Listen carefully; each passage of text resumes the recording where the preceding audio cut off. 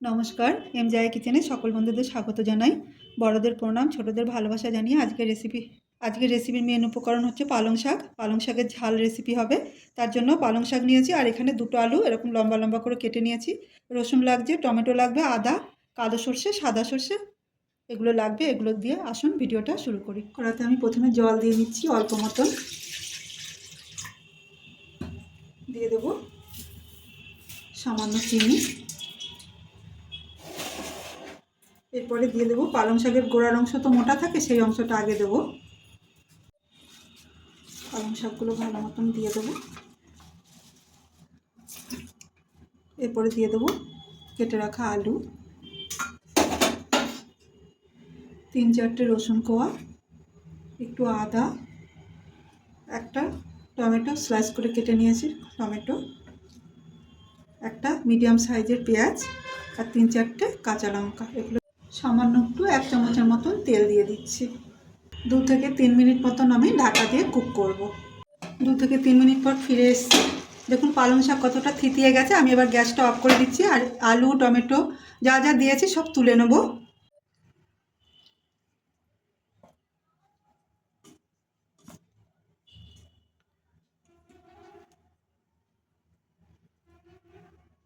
আমি এখানে রসুনটা শুধু থেতো করে নেব, টমেটো হাফ রাখবো আর বাদ বাকি সব আমি ব্লেন্ড করে নেব। দিয়ে দিচ্ছি তেল, দিয়ে দিচ্ছি শুকনো লঙ্কা আর রাঁধুনি ফোড়ন, সঙ্গে দিয়ে দিচ্ছি বয়েল করা রসুন থেতো করে নিয়েছি। একটু কালার এসছে, সঙ্গে সঙ্গে বয়েল করা আলুগুলো দিয়ে দিচ্ছি। এগুলো আমি রসুনের সাথে ভেজে নেব। এবার দিয়ে দিচ্ছি সাদা সর্ষে বাটা, এটা একটু নিয়ে সঙ্গে সঙ্গে বয়েল করা টমেটো দিয়ে দিচ্ছি। সর্ষে আর টমেটো ভালো করে আলুর সাথে ভেজে নেব।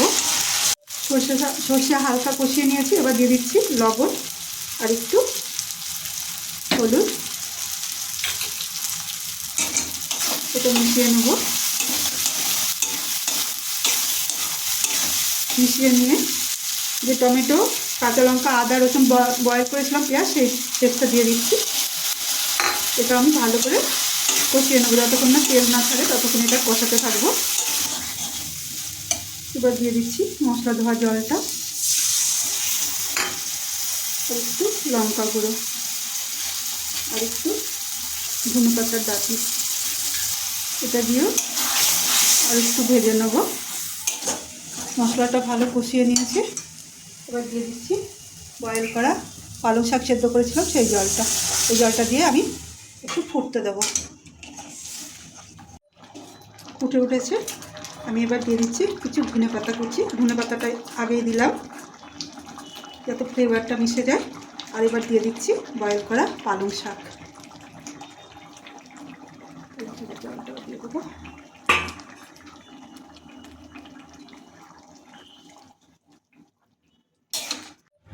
পালং শাক ভালো করে মিশিয়ে নিয়েছি, এরপর দিয়ে দেবো কালো সর্ষে বাটা।